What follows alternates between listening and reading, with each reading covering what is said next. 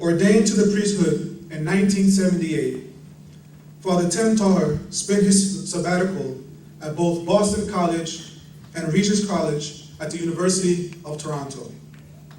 He has held the position of Diocesan Director of the Office of Social Action Ministry since the fall of 1999. He is currently in residence at the Blessed Sacrament Church in Johnson City, New York. Join me in welcoming Father Tim Taher.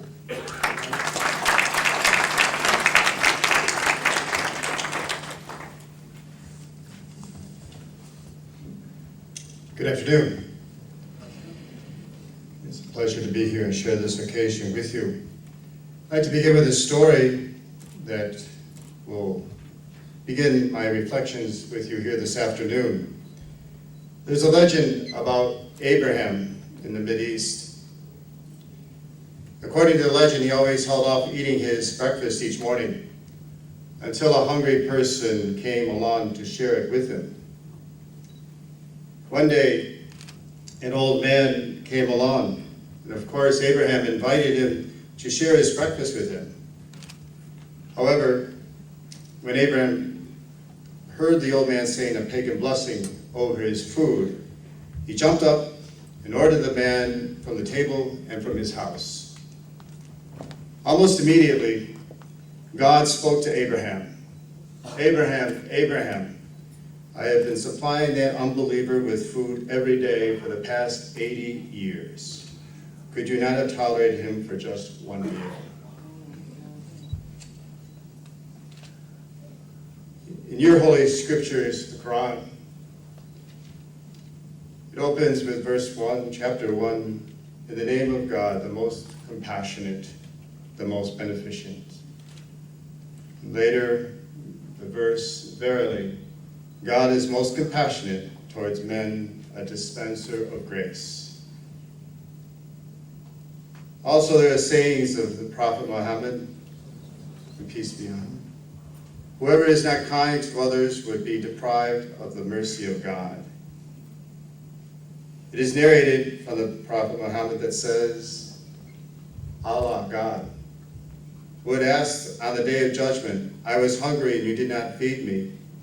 I was thirsty, and you did not quench my thirst. And I was naked, and you did not clothe me. The person being held to account would say, O Allah, you are the provider of food. How could I feed you? Allah would say, my servant was hungry, and you did not feed him. A human person is hungry, and if a human person is thirsty, as if I am thirsty. And if a human person is naked, as if I am naked. In our Christian scriptures, in the Gospel of Luke, in the Golden Rule, we hear, be compassionate as your Father is compassionate. And in the opening of the Beatitudes, we hear this verse in our Christian scriptures, blessed are the merciful, for they will be shown mercy. We are, I think, familiar with the parable of the Good Samaritan. And in the opening of that parable, Jesus says to love the Lord your God with all your heart, with all your soul, and with all your mind, and to love your neighbor as yourself. And then he goes on to share this parable of the Good Samaritan and ends in that parable telling those who listen and to us today, do the same. And also in the Christian scriptures of Matthew's Gospel, in the final judgment, we hear the verses of the goats and the lambs, and saying, I was hungry, and you did not feed me. I was thirsty, and you did not give me to drink. As we hear those verses, we're reminded of what we're called to do in our Christian faith. These sightings that I've just shared with you from your Holy Scriptures as well as the Christian Scriptures are just a glimpse to the numerous teachings on this most important of all virtues, compassion. God is a God of love, a love that is compassionate, and merciful. To say God is compassionate is to say that God is one who lives with the deepest of emotions. Some go as far to say it's the deepest of the emotions of God, this whole experience of compassion. A God who suffers with God's people. And that is, in many ways, the literal and the basic definition of compassion, to suffer with. What we hear in the sacred text just cited is that if we are to take them seriously, then they call all of us to forsake our own desires and to act compassionately toward others, particularly those in need or distress. A renowned author and scholar that I admire and respect in my own research is Karen Armstrong. I first was introduced to her when I read her first book that was published in 1993 entitled A History of God, the 4,000-year quest of Judaism, Christianity, and Islam. In her profound scholarship, she was able to give an evolution of all our faith histories. Amazing mind that she possesses. And through this reading, I was impacted by her insight that all the great traditions are saying the same thing in much the same way, despite their surface differences.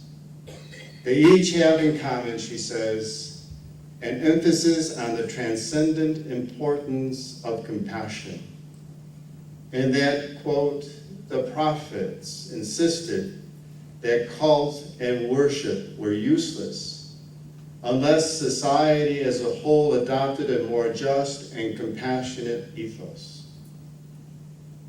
Since this first book, her work in comparative religion has expanded immensely. In works entitled Muhammad, Biography of the Prophet, Jerusalem, One City, Three Faiths, Islam, A Short History, and then her most profound and personal biography, The Spiral Staircase, My Climb Out of Darkness. Her work has continued over the years, and lately, in most recent work, has been work on compassion. And in 2008, Karen Armstrong won a prestigious award for her work. And in the reward that was given to her, she desired to begin what is called a charter of compassion.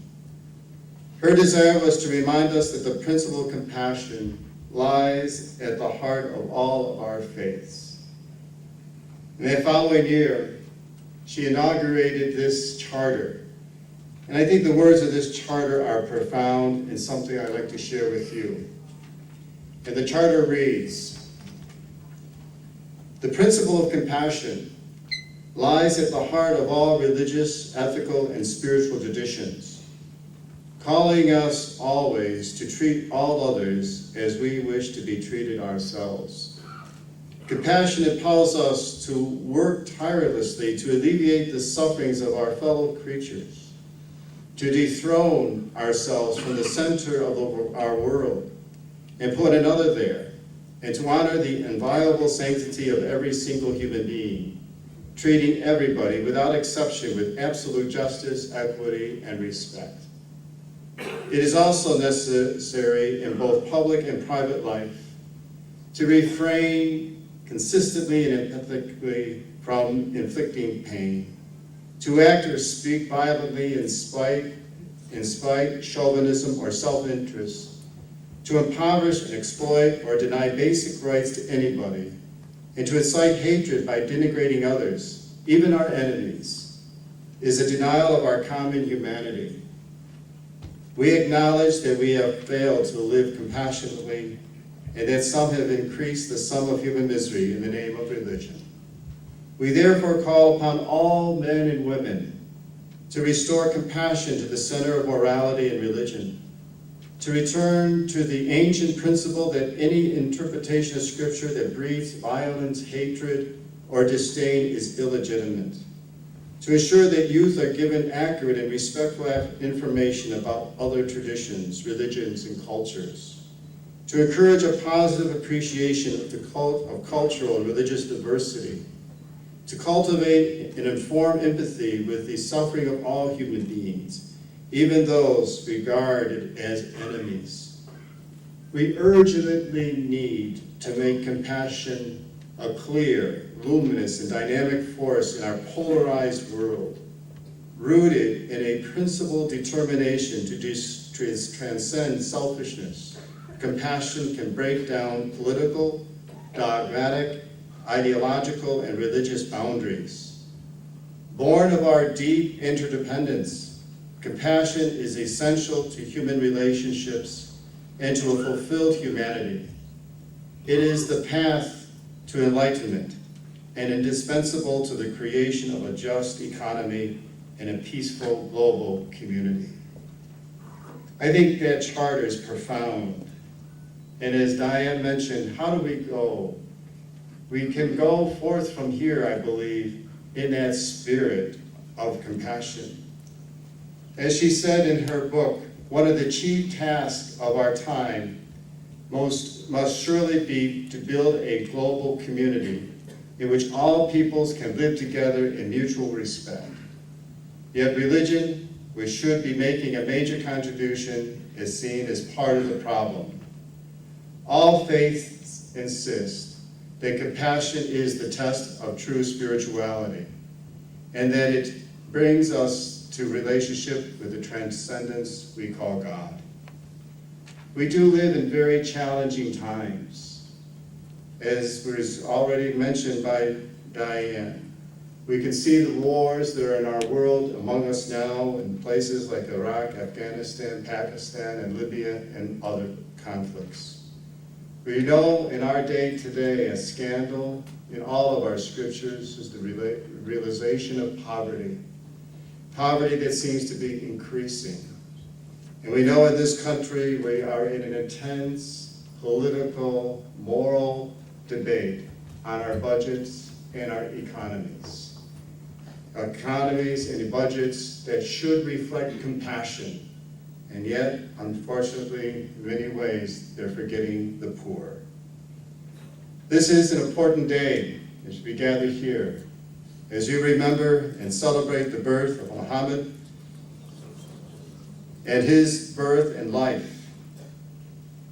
This week, too, is important for us as Christians, as we are on the threshold of what we call our Holy Week, commemorating the suffering, death, and the resurrection of Jesus Christ. These are important days in our faiths. And these days should not just be a one-day celebration, but an opportunity to recommit ourselves to what is truly the core of our faith, and to live our lives in that same spirit.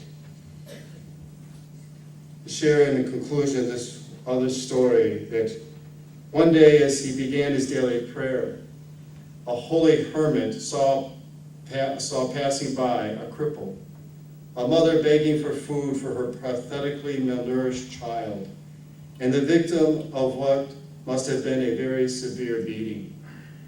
Seeing them, the holy man turned to God and said, "Great God, how is it that such a loving Creator can see so much suffering and yet do nothing about it?" And deep within his heart, he heard God reply, "I have done something about it. I made you." May we go from this day and from this week mindful that we are to make a difference in the lives of the people in our world by being people of compassion. And I ask you when you leave here maybe to go to the website and review that charter of compassion. And Karen has a new book entitled The 12 Steps of Compassion. If we could commit ourselves to this endeavor and and commit ourselves to that work of compassion, we can really bring healing and reconciliation to our faiths and our world communities that are so much in need.